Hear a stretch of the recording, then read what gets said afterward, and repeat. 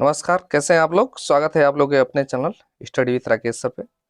तो आज के इस वीडियो में हम लोग पढ़ने वाले हैं क्लास 10 का जो एसएसटी में मानचित्र का कार्य आता है, उससे संबंधित बहुत ही महत्वपूर्ण प्रश्न मैं लेकर आया हूं। और मुझे विश्वास है, यदि आप इस वीडियो को ध्यान से देखते हैं तो 10 नंबर कहीं नहीं गए हैं आपके। ये पक्का जो है मानचित्र का जितना भी क्वेश्चन आता है, 5 नंबर आपका हिस्ट्री का और 5 नंबर ज्योग्राफी का, आप उसको आसानी से हल कर सकते हैं।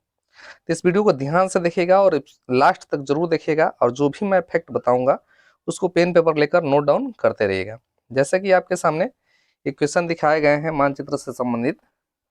इसमें हिस्ट्री के क्वेश्चन है, 5 क्वेश्चन आते हैं, आप लोग को मालूम है, एक एक नंबर के सभी होते हैं। आपके 5 नंबर हिस्ट्री के और 5 नंबर जो है आपके ज्योग्राफी के क्वेश्चन है, जैसा कि आपको स्क्रीन पे दिखाया जा रहा है। ठीक है, ये आपके ज्योग्राफी के क्वेश्चन है। इसमें मार्क के द्वारा, चिन्ह के द्वारा प्रदर्शित करना है।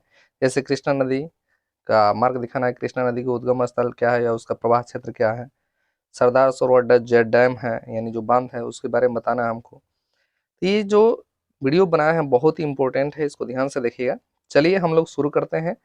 आपसे एक रिक्वेस्ट है कि यदि आपको ये वीडियो अच्छा लगता है, आपको पसंद पड़ता है और आप चाहते हैं आपकी मानचित्र से संबंधित और भी वीडियो बनाए, तो प्लीज़ वीडियो को लाइक कीजिएगा। चैनल पर नए हैं तो सब्सक्राइब कर लीजिएगा। इसे अधिक से अधिक शेयर कीजिएगा और कमेंट करके आप जरूर बताएं कि आपको ये वीडियो कैसा लगा है। ठीक है, तो चलिए बिना किसी देरी का हम लोग क्वेश्चन हल करना शुरू करते हैं। ध्यान से देखिएगा कि मैप पे कैसे इंडिकेट करना है। देखिए, जब तक आपको जानकारी नहीं रहेगी कौन सा राज्य इंडियन मैप पे, भारतीय मैप पे कहाँ है और वह जगह कहाँ है, तो आप इसको इंडिकेट नहीं कर सकते हैं। तो सबसे पहले आप भारतीय मैप को ध्यान से पढ़ें और देखें कि कौन सा राज्य कहाँ पे लोकेट किया गया है। ठीक है, आइए ध्यान देते हैं। तो पहला क्वेश्चन है कि वह स्थान जहाँ जालियांवाला बाग हत्याकांड हुआ था। आप लोग को मालूम है कि जालियांवाला बाग हत्याकांड कहाँ हुआ था? याद रखिए, सन 1919 में ईस्वी में जालियांवाला बाग हत्याकांड हुआ था।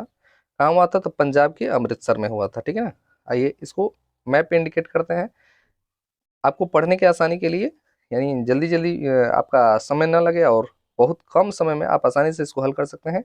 इसलिए ऑलरेडी मैं मैप लेकर के आपको बताने वाला हूँ। आइए, जालियांवाला बाग हत्याकांड कहाँ हुआ था? तो अमृतसर में हुआ था। क्वेश्चन आप देख सकते हैं आपके सामने स्क्रीन पे, हम इंडियन मैप लिए हैं, अमृतसर में हुआ था। याद रखिए, देखिए अमृतसर आपका यहाँ है, अमृतसर पड़ता है आपका पंजाब में। देखिए, ये हो गया आपका क्या, ये हो गया आपका पंजाब। और पंजाब का जो ये अमृतसर शहर है, यहीं पे आपका हुआ था जालियांवाला बाग हत्याकांड। तो कैसे इंडिकेट करना है हमको, ध्यान से देखिएगा।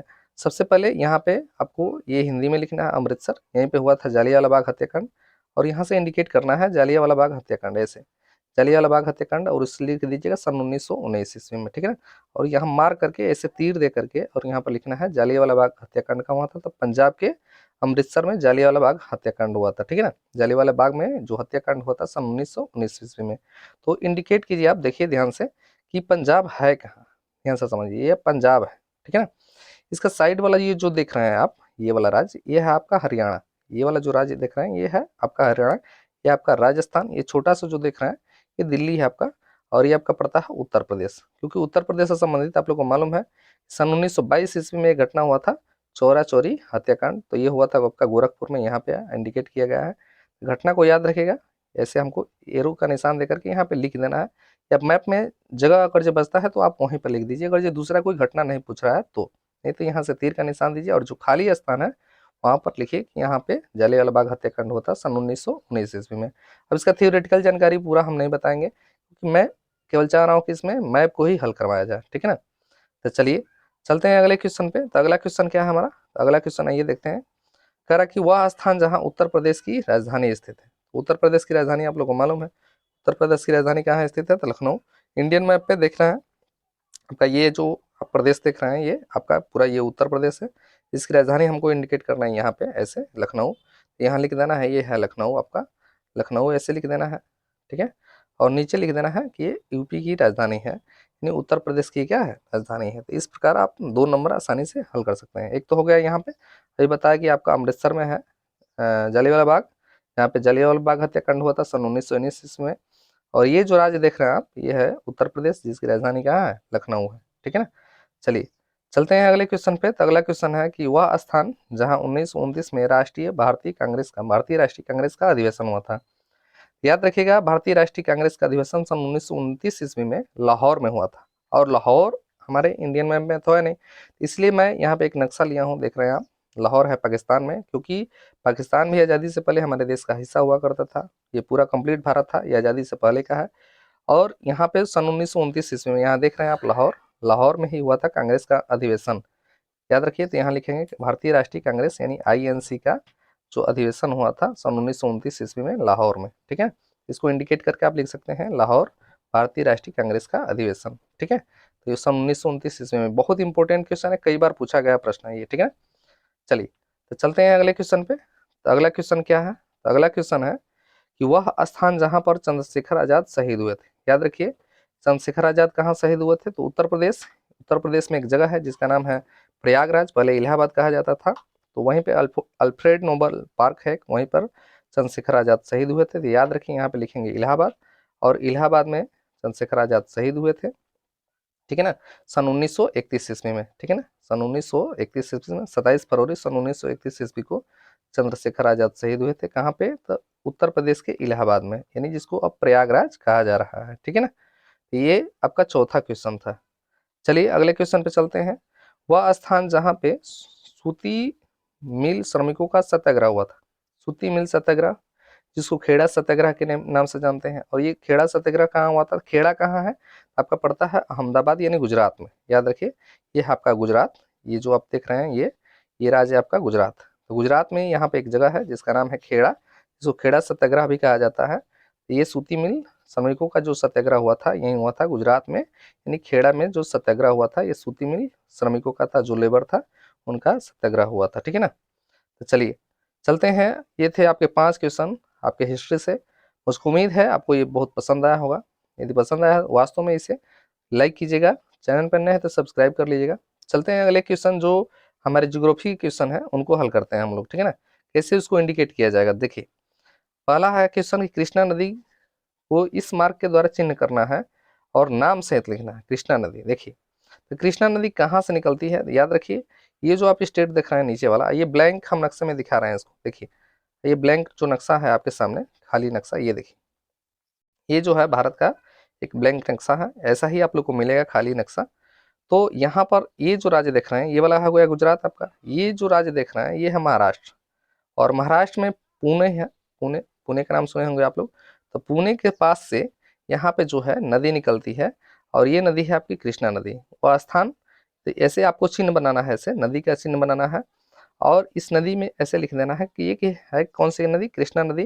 कहाँ से निकलती है? तो पुणे के समीप, यहाँ पे पूना बगल में लिख दीजिएगा, यहाँ पुणे के समीप महाबलेश्वर एक स्थान है, वहीं से ये कृष्णा नदी निकलती है। महाबलेश्वर स्थान से ये कृष्णा नदी उद्गम होती है, और ये ऐसे होते हुए बे ऑफ बंगाल में, बंगाल की खाड़ी में क्या होती है? गिर जाती है। ठीक है ना, तो ऐसे आपको नदी को ऐसे इंडिकेट करना है, वहाँ चिन्ह भी दिया है कि नदी को कैसे इंडिकेट करना है। ठीक है ना, चलिए चलते हैं अगले क्वेश्चन पे। तो अगला क्वेश्चन है आपके सामने दिखाई दे रहा है कि सरदार सरोवर बांध, यानी सरदार सरोवर जो डैम है उसको ऐसे मार्क द्वारा चिन्ह करना है। तो सरदार सरोवर बांध हमको सबसे पहले जानना है कि है क्या। तो सरदार सरोवर बांध जो है आपका है गुजरात में। याद रखिए, गुजरात में नर्मदा नदी के किनारे है। तो ऐसे गोला बना करके आपको इंडिकेट करना है, और यहाँ लिख देना है आपको ऐसे करके सरदार सरोवर बांध। ये कहाँ पड़ता है? गुजरात में। किस नदी पर है? नर्मदा नदी पर। ठीक है ना, सरदार सरोवर बांध है आपका नर्मदा नदी पर, ये गुजरात में पड़ता है। जगह बहुत इंपॉर्टेंट है। ठीक है ना, जगह जब आपको याद नहीं रहेगा कौन चीजें कहाँ हैं, तो आप उसको नहीं दर्शा सकते हैं नक्शे पे। तो जगह आपको याद रखना है, सरदार सरोवर बांध कहाँ है, या 1929 में कांग्रेस का अधिवेशन कहाँ हुआ था, जलियांवाला बाग हत्याकांड कहाँ हुआ था, ये सब सारी जगहें आपको याद रखना है। ठीक है ना, जब तक याद नहीं रहेगा आप इसको हल नहीं कर सकते हैं। ठीक है, उसके बाद अगला क्वेश्चन है कि उत्तरी पूर्वी भारत में चाय उत्पादक क्षेत्र को ऐसे चिन्हित करना है। जैसे ये मार्क देख रहे हैं आप कि उत्तरी पूर्वी भारत के में जो चाय उत्पादक क्षेत्र हैं उसको इस प्रकार इंडिकेट करना था। आप लोग को मालूम है कि उत्तरी पूर्वी राज्य कौन से हैं? तो आप लोग को मालूम है जो 7 सिस्टर ये आपके राज्य आते हैं। और ये देखिए, तो ये जो देख रहे हैं आप, ये उत्तरी पूर्वी जो राज्य हैं, तो ये वाला जो एरिया देख रहे हैं आप, ये पश्चिम बंगाल, असम, इधर मेघालय, मणिपुर होते हुए ये वाला इलाका जो देख रहे हैं, ये आपको ऐसे इंडिकेट करना है। ठीक है ना, जैसे नक्शे में दिखाई दे रहा है आपको ये, तो जितने ये वाले राज्य हैं इसको ऐसे ऐसे डैश डैश कर देना है। और ये जो है चाय उत्पादक क्षेत्र में आता है, ये जो एरिया है आपका चाय उत्पादक क्षेत्र में आता है। तो लिख देंगे ये चाय उत्पादक क्षेत्र उत्तरी पूर्वी राज्यों का, जिसमें पश्चिम बंगाल का कुछ इलाका हो जाएगा, असम हो जाएगा, उस साइड वाले जो जितने राज्य हैं आपको चाय, सब चाय उत्पादक राज्य होते हैं। ठीक है ना, चलिए चलते हैं आगे अगले क्वेश्चन पे। तो अगला क्वेश्चन क्या है आपका कि उत्तर प्रदेश में गन्ना उत्पादक क्षेत्र को चिन्हित करना है। आइए देखते हैं उत्तर प्रदेश।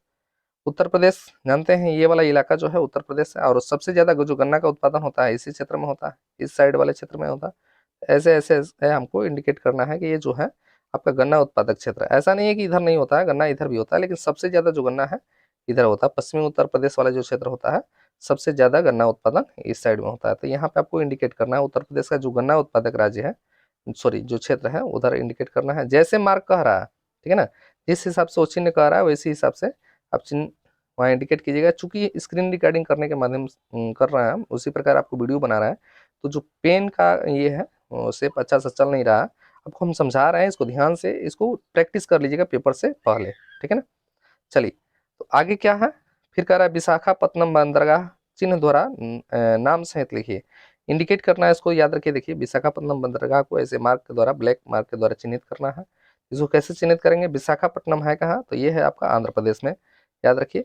और इसको, इस बंदरगाह को आपको ऐसे इंडिकेट करना। देखिए ये जो आंध्र प्रदेश वाला एरिया देख रहे हैं ये आपका आंध्र प्रदेश है, और आंध्र प्रदेश में चलिए ब्लैंक नेक्स्ट पे आपको बता रहा है।